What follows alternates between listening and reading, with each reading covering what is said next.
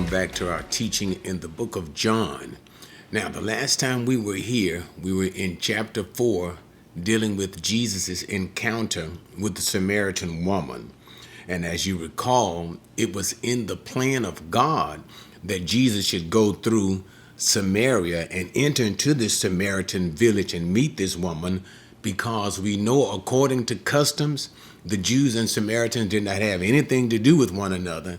And also, Jesus, as a Jewish rabbi, would not be speaking to a Samaritan woman, and even a woman in particular, at all in the public space. But nevertheless, Jesus broke through these customary norms of his time and did the will of God, in that he brought the gospel. That is, he revealed that he was the Messiah to this unexpected woman who had such an immoral lifestyle. Now, this woman, being so moved by what Jesus had done, that is, when Jesus prophesied concerning her life and was speaking of the offer of life from himself, she was so moved that the Samaritan woman who had came to the well to draw water, left her water pots and went into town, and she herself began to, in a sense, evangelize the people of the town. The people were therefore stirred by what this woman was saying concerning the possibility of her talking to the Messiah, that they followed her to the well where Jesus was, and they listened and believed in Jesus for themselves. So they requested to Jesus that they'd asked him basically to stay with them for a couple of days. And Jesus listened. He heard their request and stayed with the Samaritans 2 days and continued to teach them. Now, we need to remember, Jesus was leaving from the point of Judea, the area of Judea, coming from Jerusalem, going back to Galilee. So after the 2-day period, Jesus was on his way back to Galilee, to his own hometown, where he himself said that a prophet was without honor and without basically respect. That is, everyone else will receive the prophet except his own people. So Jesus kind of opened up the door to rejection. That is, once he gets among his own, the Jewish people, there will be a significant difference. Okay, let me back it up just a little bit.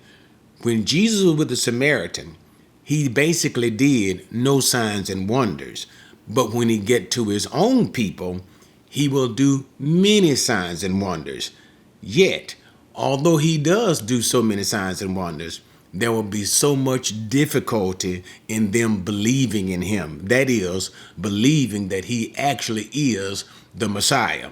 What you'll basically see them is tolerating and even inviting the healer. That is, they were simply moved in their own pure self-interest for the moment, and not for the desire of the kingdom or the king himself. So they desired the healing and desired to see the signs and wonders, but ultimately, and we already know, there was a rejection of Jesus. So this next section that we're going to get into at the end of chapter 4 is going to deal with that very issue. That is, for the most part, a challenge to one particular man. Can you believe? Okay, so no further info in covering the Samaritan woman. Let's just simply move on to Jesus's healing of a nobleman's son and the challenge to his faith.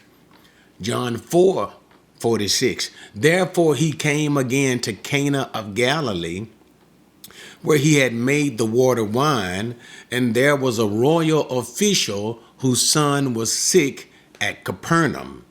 When he heard that Jesus had come out of Judea into Galilee, he went to him and was imploring him to come down and heal his son, for he was at the point of death. Okay, so now Jesus has gone back into Cana of Galilee. And we remember it was Cana that Jesus performed one of his first signs, that is the turning of water into wine. So he is now there once again.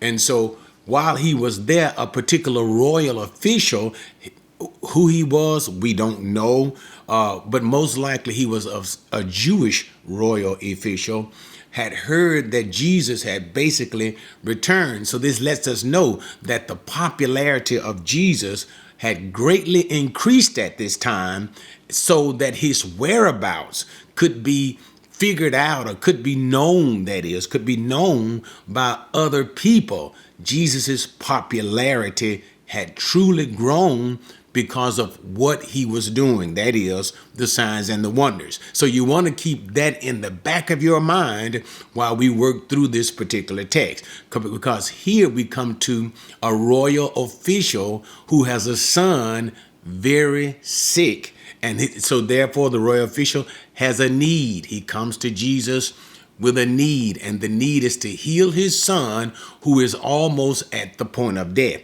Now, what we also need to remember is his son was sick in Capernaum. Now, Jesus was in Cana of Galilee.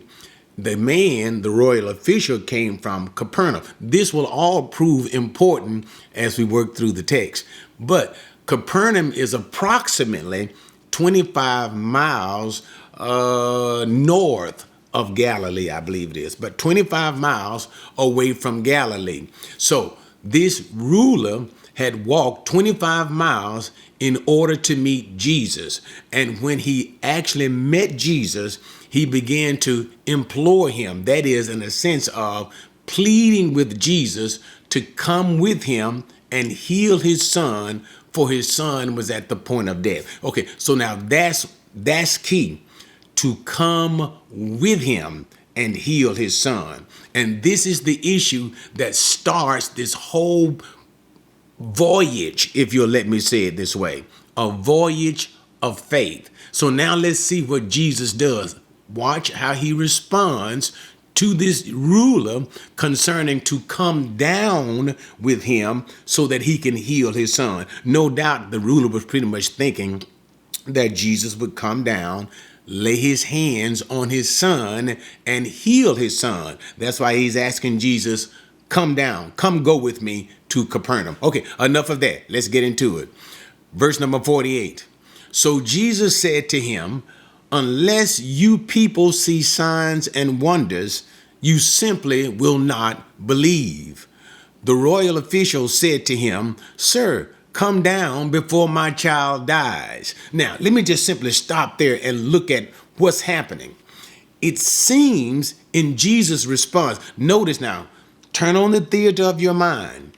Here comes a man to Jesus. He has basically walked or ridden or whatever 25 miles to see Jesus, to go get him and bring him back to heal his son, who is at the point of death.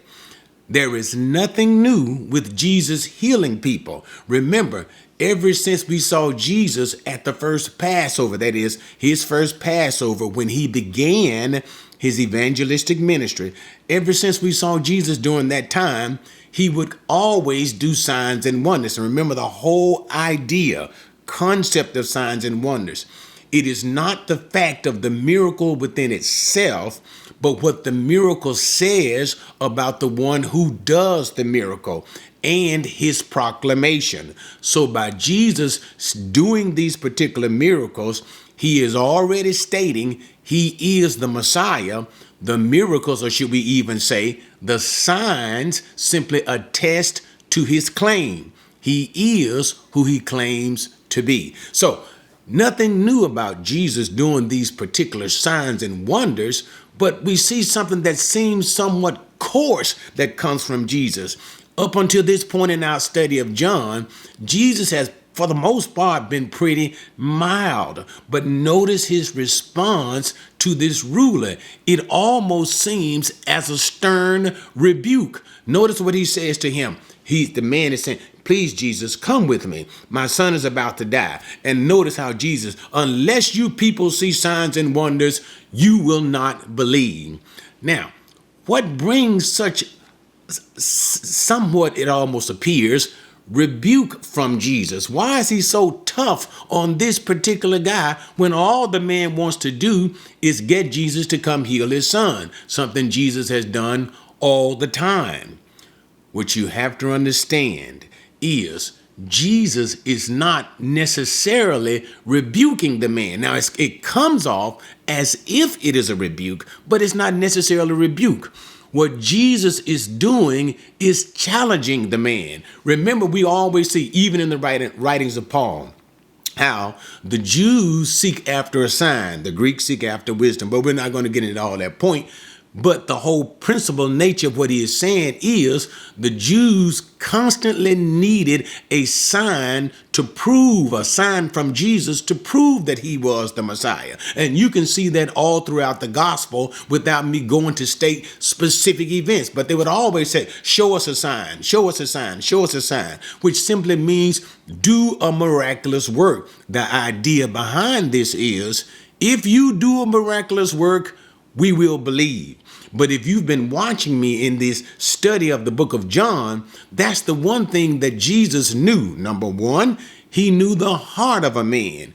Jesus also knew whether or not faith was genuine. And then the third thing, signs and wonders rarely create true, genuine, saving faith. Usually they do not, and Jesus was always a bit tepid about this idea of signs and wonders and genuine faith. But anyway, so here we are. Jesus has now spoken kind of a little grievously to the man. Except you people see signs and wonders, you will not believe. And the man still begging Jesus, please, sir, just come, just come, just come. Jesus is challenging him. Can you believe in me? Can you believe my word without seeing a sign from me? Can you believe? Can you believe that I can heal your son from a distance? And this is the setup that we're about to face here. Jesus is pushing the man to believe without seeing a sign. Believe in him, because if you believe in Jesus' word, ultimately it will bring about, it should bring about faith in Jesus himself. But anyway, so now let's go get back to the text, because this is a short lesson today. So the man was still insistent that Jesus should come with him before the child dies. He had a situation that had to be dealt with immediately. Now, verse 50, Jesus' second response to the man. Jesus said to him, go, your son lives. The man believed the word that Jesus spoke to him and started off. Okay, a little more. And as he was now going down, his slaves met him, saying that his son was living. So he inquired of them the hour when he began to get better. Then they said to him, yesterday at the 7th hour, the fever left him. So let me just stop right there. So now Jesus responds to the man. Remember, the man's desire was to get Jesus to come to Capernaum, no doubt, lay hands on his son and heal him. And he was quite insistent about Jesus coming with him. And Jesus was also quite insistent that he would not, that the man should have faith in him by his word alone. So Jesus' ultimate test is to this father, and you have to understand, no doubt he had exhausted all of his money. Remember, he was a ruler. So therefore, he was a man of means. He had exhausted his money. He had exhausted the physician's help. They couldn't help him. He knew of no other help but Jesus. And if Jesus did not come in the man's mind, if Jesus did not come, then his child would die. So he is really at a strong crossroads. Will you believe Jesus at his word and simply saying, go your way, and Jesus does not come? Or will you continue to insist in unbelief that Jesus should come down to your son? So what happened? Jesus told him, go, your son lives. And the man believed the word of Jesus, and he went on his way. Notice, he believed what Jesus said about the son's healing, and he started on his way.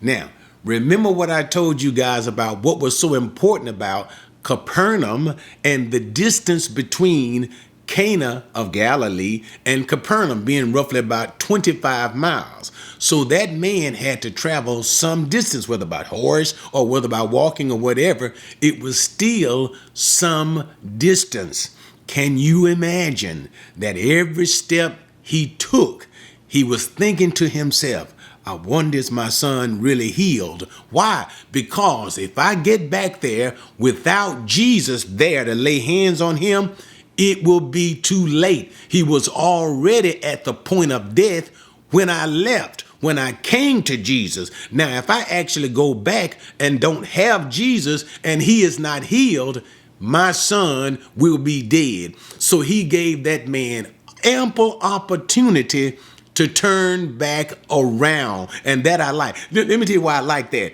The same thing you see in the book of Genesis in the testing of Abraham, when God told Abraham to take his son, his only son, that is the unique son, Isaac, and offer him up at a place that God would show him. It took significant time for Abraham to make it to that point on the mountain, which meant he had every ample opportunity to consider what he is doing and change his mind and say to himself, no, I can't go through that. I am not going to sacrifice my son. But guess what Abraham did? He passed his test in the same way we see this ruler passing his own test. He had plenty of time to change his mind, but he set his faith in the words of Jesus and he walked step by step till he came to his son. And what did he find out? I don't know whether I read it or not. So as he was coming out, his slaves, his servants, his household servants, came out to meet him, telling him that the child is now all better. And so the man began to ask him. He knew what had happened. He knew that the word of Jesus was true. So he asked him, tell me something. About what time did he begin to get better? And they said to him, the fever started leaving him about, what was that? About the 7th hour, which is about 1 p.m. Jewish time. 7th hour Roman time, 1 p.m. Jewish time. And it was there and then that the official knew. When Jesus spoke that word to him, your son lives, that it was at that very moment that Jesus healed him without having to be there. Now, let me read these final points and then we'll go. This again, so the Father knew that it was at that hour, verse 53, in which Jesus said to him, and your son lives, and he himself believed and his whole household. This again, a second sign that Jesus performed when he had come out of Judah into Galilee. So notice, we ended with a wonderful note. It was at that very time when the son was healed, the man knew that Jesus spoke those words of healing. This caused not only a healing in the body of the boy, in the body of his son, this also caused a transformation in the heart of the man. And notice what the result was. That man believed as well as his whole household. They believed in Jesus. They believed that Jesus indeed was the coming Messiah. Now, the idea of all of this was the challenge. I don't want to say it in the simple way was accepted, but basically it was a challenge to the man's faith. And this man, by the grace of God, we always know it is always by the grace of God.